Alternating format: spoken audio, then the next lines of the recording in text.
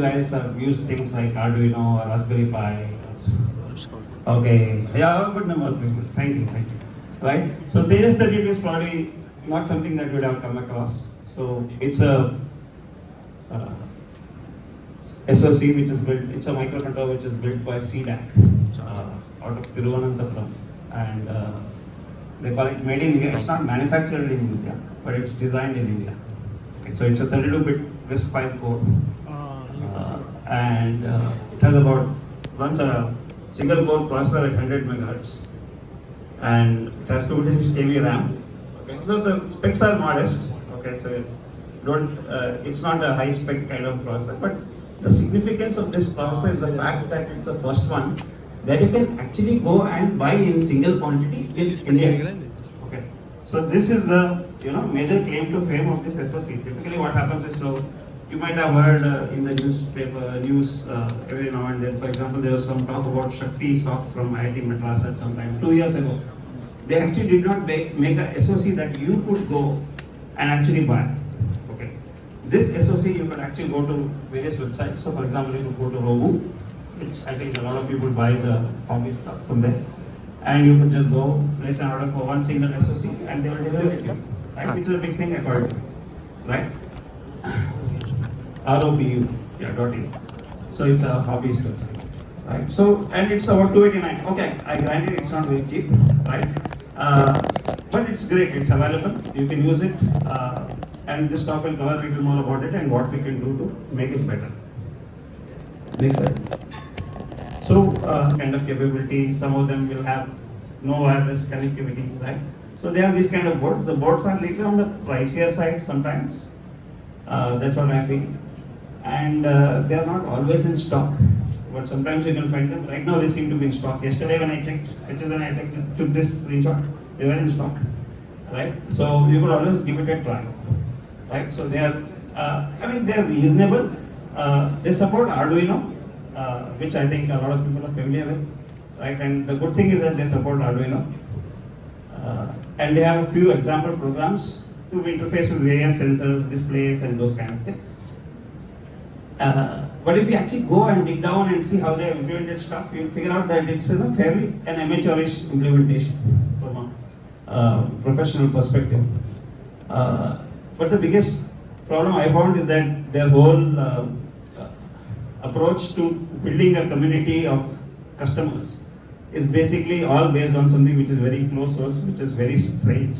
Okay, especially in hardware, any chip manufacturers, when they actually give you a chip, they give you a lot of information for building your own designs around it.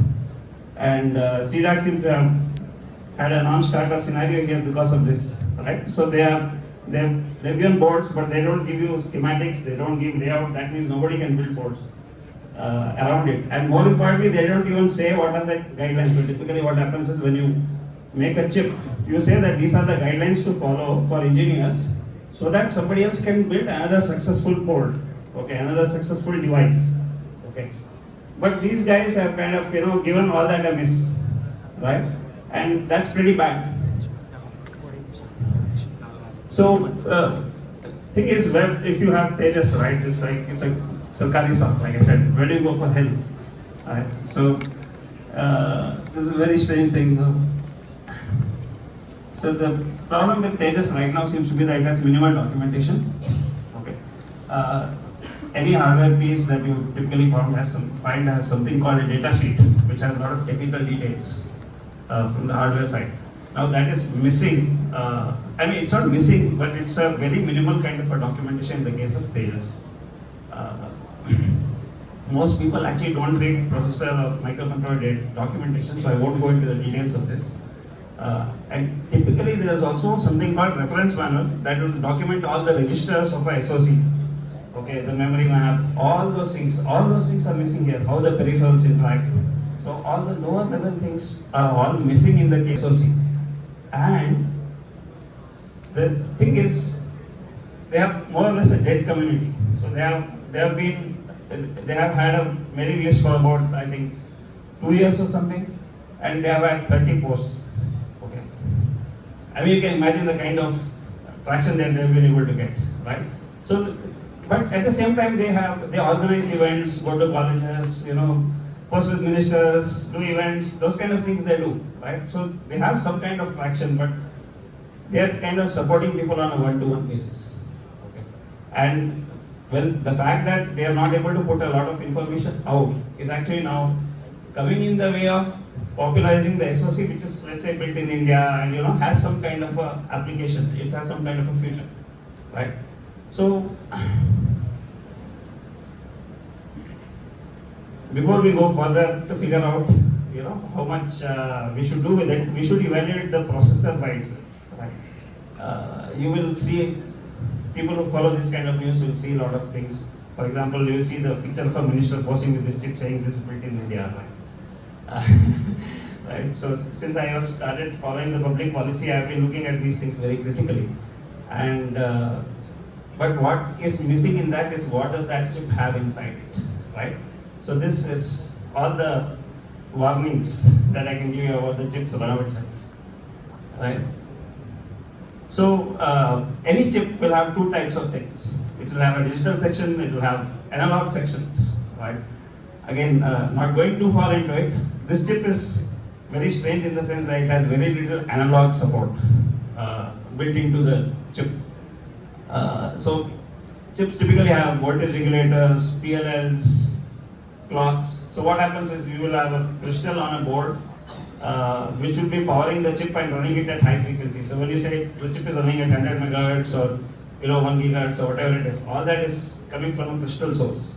So this board actually doesn't have something where you can actually connect a crystal. So it is missing various kind of fundamental capabilities. It doesn't have any DMA support, which again is strange because you can't write very efficient code with it.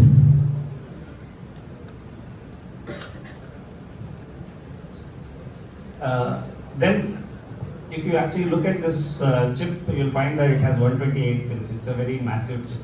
Okay, and if you look at Arduino and all that, much smaller pin counts. If you look at Raspberry Pi, that Pico, the newer one, which has 32 pins. So that is because this chip is not doing something called pin multiplexing. Okay. So all the interfaces that it has, it's all has separate pins for all of those, which is a major drawback, by the way. And I don't know why CDAC has designed a chip like this, but that's the way it is. And very interestingly, it has no sleep mode. So typically, what happens is if you want to build a mobile device of any sort, right? You know that it will be running on battery. So that means it will not be doing something all the time. It will be going to sleep to conserve power. Now this chip doesn't have a sleep mode. Guess what? And CDAC is saying you can build IoT devices with it, right? And right, that's very hard to not just believe, but only if you're an engineer who's going to go deep and figure out, you'll know that this is not going to happen, right? So, and if you look at it from a very critical engineer perspective, you would start thinking that this is a SoC which is built by a government department only for the sake of saying we did it, right? So if you look at all the collaterals, even in the boot message, it puts out something like this, okay? Like, oh, this is Vega, you go to support it, it's all CDAC, MeitY, DIR-V, right? So all sorts of stuff, right? And my assessment as a pure engineer for a commercial purpose is that this is an impractical SoC. Okay. Because if you use this SoC, you'll have a higher board cost, you'll have larger form factor of the board. I mean, you can't make a small board with it. You'll have higher power consumption. And I actually have an entire blog article about this, about various aspects about why this microcontroller is not so practical for a real application. Right? So, does this mean we should junk this processor, right? Should we store it to kernel, right, so to speak?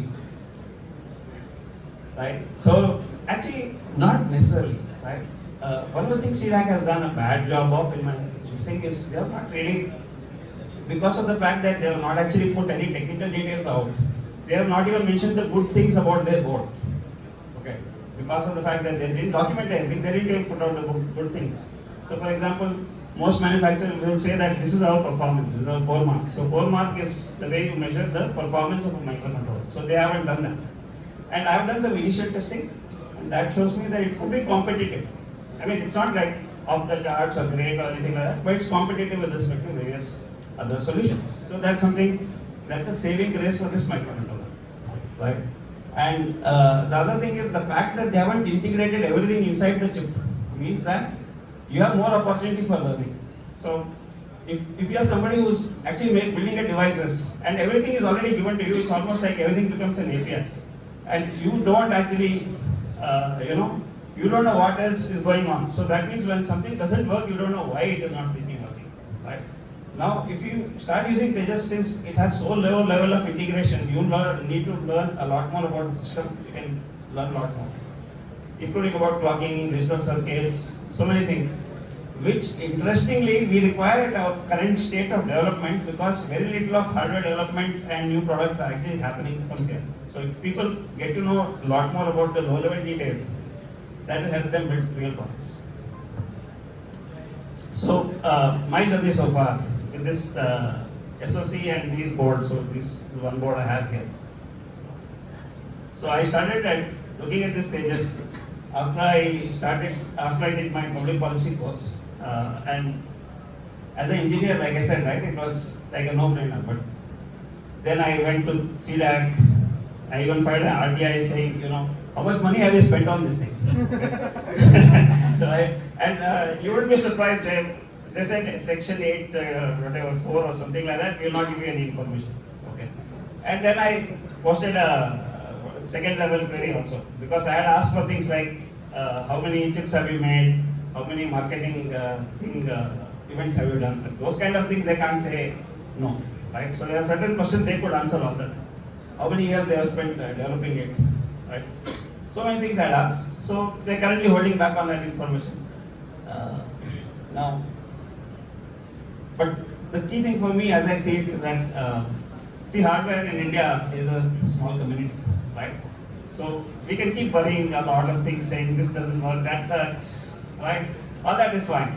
But unless there are early adopters here in our ecosystem who are willing to take up new things, right? And CDAC, let's say, they've done something reasonable, okay, not great or whatever it is, right? But still somebody needs to take it up because after all said and done, their yearly budget is 250 crore rupees, which they have to spend on a variety of things, right? So this is what public policy teaches you, right? So their yearly budget for the whole of CDAC is 250 crore rupees. I mean, they are supposed to do X, Y, Z and ABC. So clearly they can't really go spend some money on top tier engineers to write great documentation, great X, Y, Z, because that's what the industry does, right? So if some people from the industry or some experienced people, some hobbies get in and start doing something good can get kick-started because people can now believe that we can start doing things at a lower level. Okay, because with the kind of things that people are trying to do, which is the silicon out of India, we need more people doing these kind of things, much more than we have right now. Right? The good thing is Tejas uses RISC-V, which is the open source ISA, and that's good because they don't have to, all the software ecosystem maturity of that is being taken care of internationally, the tool chain and compilers, all those kind of things. Overall, my expectation is that this will be promoted by the government agencies and will, in some way or the other, it will get users. So they keep going to, let's say, 5 or 10 colleges every quarter, right? Imagine how many colleges they have reached just because of the fact that they are CDAC. So as a technical community, we might think, some part of us might think that this is a, this is a subpar product. But in reality, it has its own way of getting users. So what that now means is those users should not now be let down, right? So, so they need at least some kind of good documentation because they are all poly students or small companies and those kind of things. So they shouldn't be let down. So with that, my opinion is that while the product is far from perfect, it is certainly useful in education.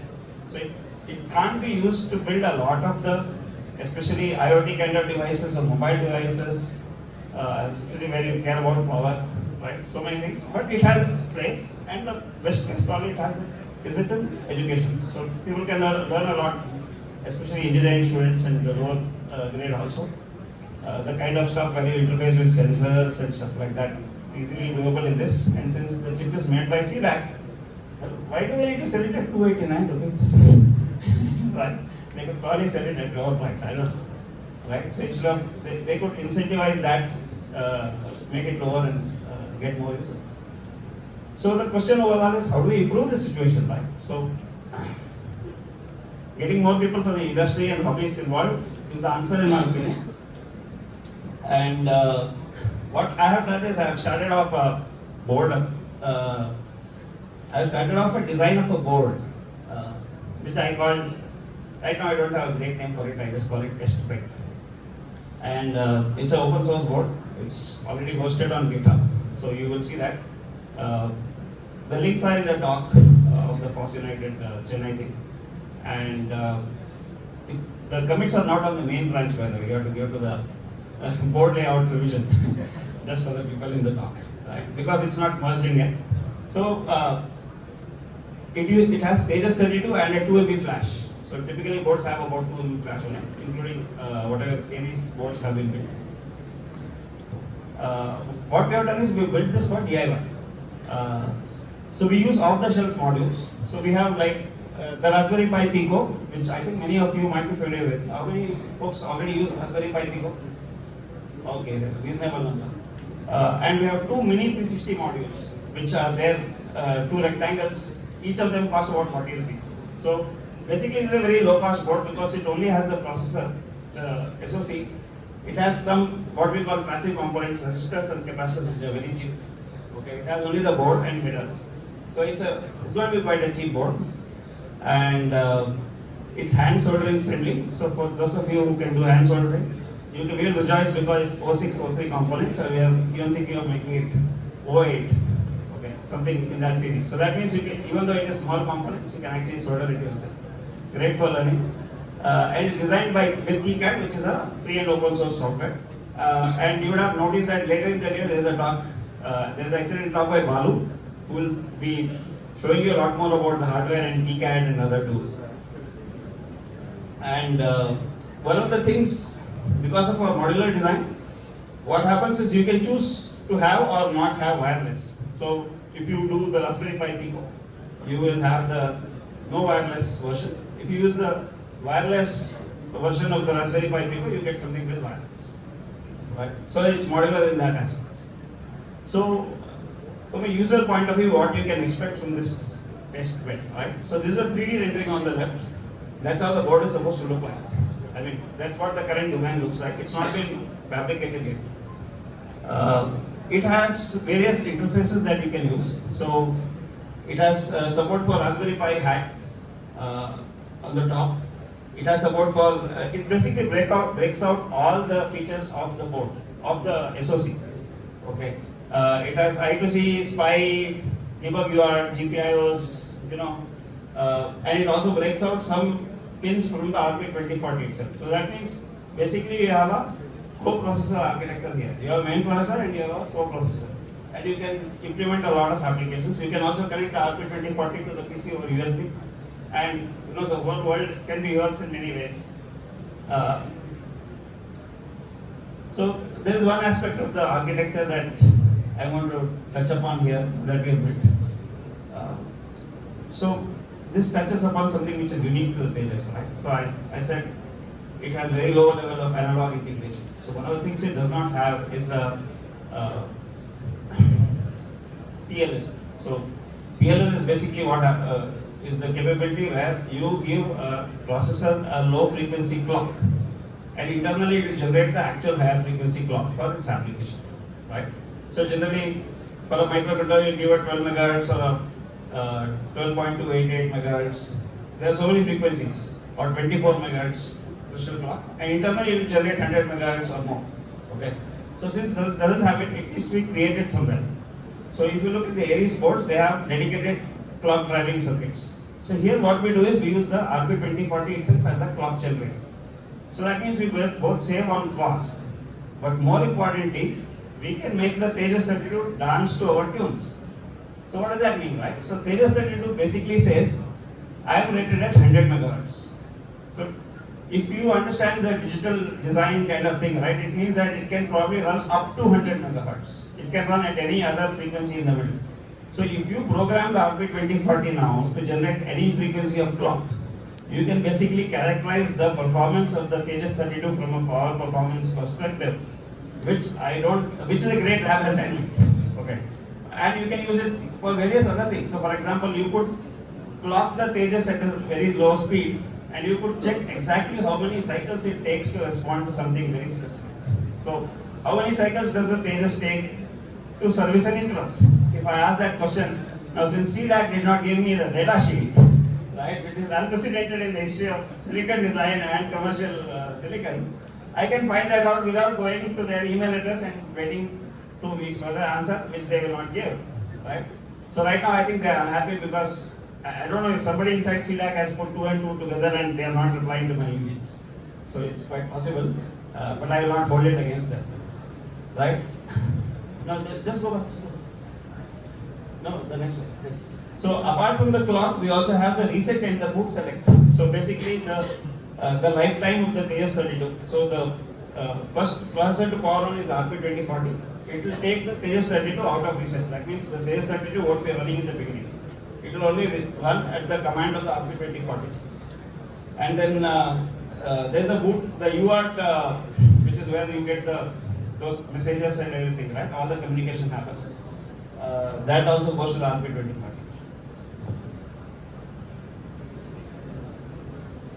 So in terms of roadmap, right, where are we right now? So we are just at the beginning of the project. We've done about 2-3 weeks worth of time, which is what you saw on the layout and everything, and the concept. So we are trying to get feedback from people. So people who are interested in hardware or want to get into hardware, this is a good time to give some feedback. And potential users also we are looking for who are trying to get into this. And this could be some entry point for people, depending on what you want to do. The next step that we'll be doing is we'll be fabricating and testing these boards. And after we are clear that everything is working fine, we'll be releasing board documentation. So we obviously want to do a great quality job of this. If you actually go to the CDAC's existing and non-existing documentation, you'll find that it's written in Microsoft Word.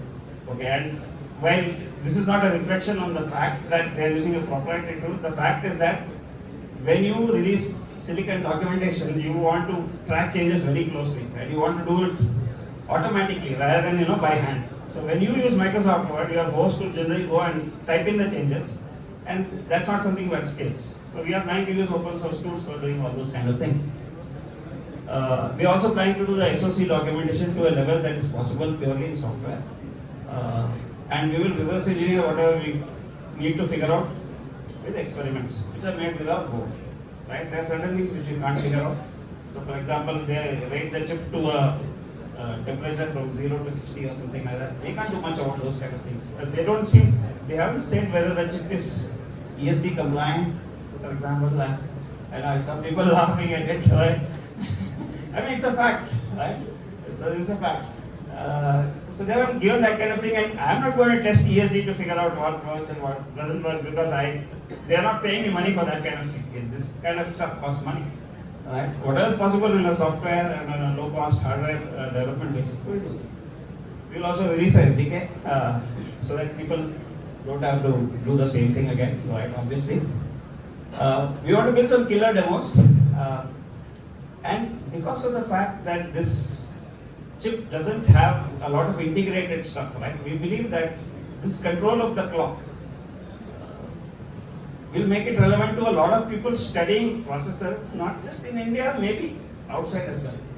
Or rather, I believe people outside might be interested in this as well, because typically what will happen if you go to any processor demo, let's say for Shakti, what you see is there will be a FPGA board on which they will be flashing the Shakti Verilog design, and they will say that this is our processor. Okay. In this case, what has happened is CDAC has already done that for us and built a chip. Okay. And now you can just take that and you can exercise it, right, at the lowest level possible.